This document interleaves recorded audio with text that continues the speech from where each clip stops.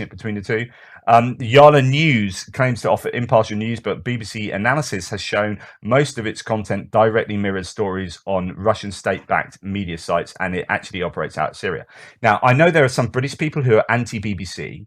I'm really quite pro-BBC, but it's really important. I was listening to Tom Tugendhat, who is the security minister for the Conservatives in the UK, speak to Dom Nichols, and the work the BBC do in in cyber warfare and on behalf really of the government in terms of combating disinformation and the work in the information space is actually largely unrecognized. So there's a huge amount of work organizations like the BBC do that the general public are just not aware of.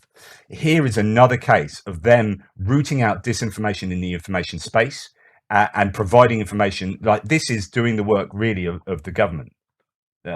And they are, you know, the state broadcaster, but there is, if you are anti-BBC because, I don't know, you've been reading a lot of sources that tell you to be anti-BBC, then fair enough, but you need to also recognize the good that they do. Anyway, BBC's disinformation team, so they've got a team, can reveal that UK registered media company is spreading Russian state disinformation to millions of people in the Arab speaking world.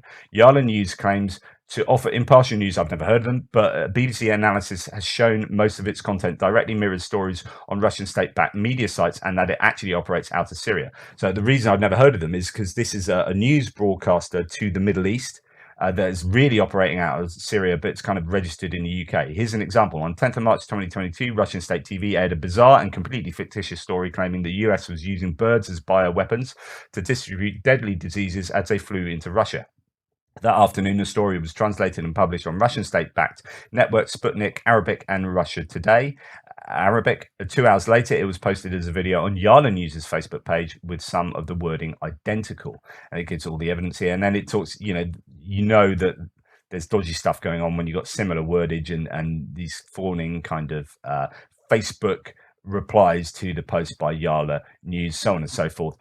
Basically, they are their CEO is a Syrian businessman living in Dubai. Yala Group is a UK-based company, he told the BBC. We have more than 500 clients, including public figures, artists, and talent. We do not have employees in London yet, but we could in the near future. They're a UK-based company, but no employees in the UK, right?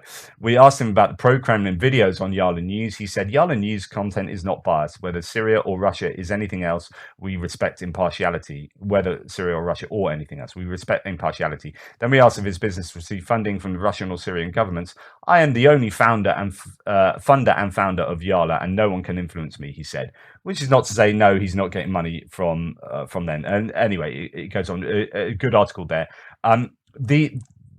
When you're talking about global support for Russia or people sitting on a fence, you know, if you're being fed, if you're watching and reading Arabic news and you're being fed this information, then you are going to be siding with Russia against Ukraine. And that changes things geopolitically. So it's really important that these organizations get rooted out. And yeah, people may have a go at me for like advocating censorship. Yes, I think disinformation should be censored. I think purposeful disinformation should be censored.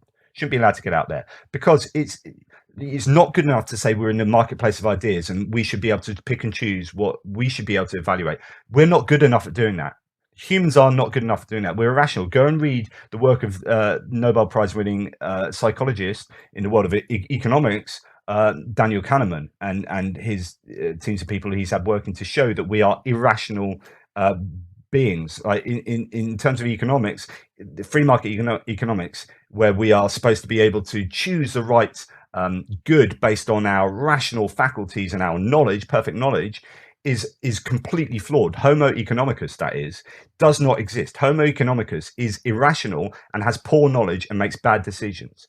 And so therefore it's not good enough to say, oh, we should just be able to choose our information and it's up to us. We're crap at doing that. And we are really, really vulnerable and easy victim to disinformation. And then we go and act upon that in the way that we vote, in the way that we consume, in the way that we talk to people around us. And then that spreads like a virus. And if that then translates into regional and national support for Russia over Ukraine in different countries, that's super dangerous, and that needs to be shut down. So information is as dangerous as a missile, and if you're going to stop people selling missiles to Russia, then you need to stop people selling their support or giving their support to Russia as a result of disinformation that's come their way. So Russia can't buy weapons from. We're happy to censor that. We're happy to stop Russia paying countries for weapons. So we should be happy to stop Russia paying for support with disinformation. Just a way of framing this. So people who are like totally anti-censorship need to know when I think need to be able to differentiate between when actually it is necessary to do.